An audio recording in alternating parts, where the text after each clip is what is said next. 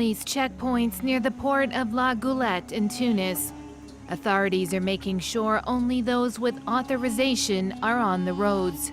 برشا براجات في الطريق وثم برشا مراقبة وندور بالترخيص شركة مصدرة. احنا عندنا الترخيص باش نوصلوا السلعة للبورت.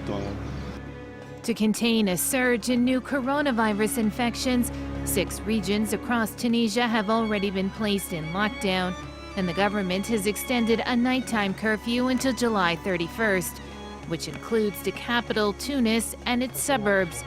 Travel between regions is also banned. بالنسبة للاحترام الحاجة الموجهة اللي عملناها في نهاية الأسبوع، أنا نقول لك ثم نسبة 90% و10% مخالفات قاعدة تقوم بها المصالح الأمنية في النقاط.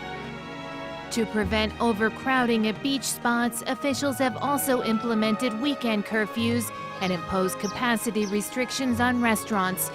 In the resort town of Sidi Bou Said, the streets were nearly deserted. قهوة زيرو كليون معناها شيء أول مرة يصير في الدنيا هذه، فهمت؟ ديجا أنت من اللي تشوف سيدي بوسعيد من اللي تطلع، فهمت؟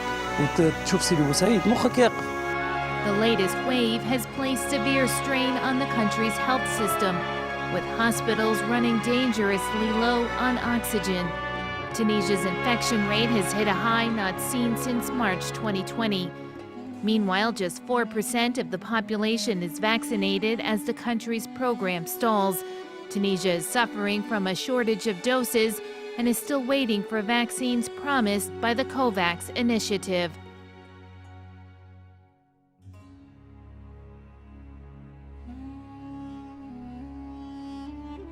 California, firefighters are battling to control a wildfire, which has doubled in size since Friday.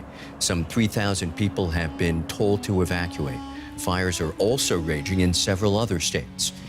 2 weeks ago, the Canadian province of British Columbia registered all-time record temperatures. Hundreds of people died in connection with the extreme heat, and the impact on ecosystems was devastating. Scientists say up to 1 billion shellfish may have perished. Bays like these in Western Canada are normally ideal for shellfish. They thrive in the secluded, nutrient-rich waters. But mussels and clams don't do well in extreme heat. And the region's recent heatwave has literally cooked them alive. It's never smelled like this. Never smelled like this before. British Columbia's aquaculture industry depends largely on the region's mild climate. That is changing. Farming families who have thrived here for generations are now worried about the future. This used to be alive. Now there's nothing. Most of the mussels around here now are all gone. My clams, you see the sand dollars and stuff, are all dead.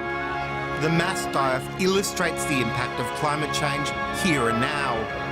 Climatologists have concluded it's virtually impossible the scorching temperatures could have occurred without global warming. We knew the heat might have been bad, but we weren't expecting to see what we saw, or what we are seeing. And Western Canada's recent record-breaking heat may be a harbinger of things to come, threatening a way of life out here in the bays of British Columbia.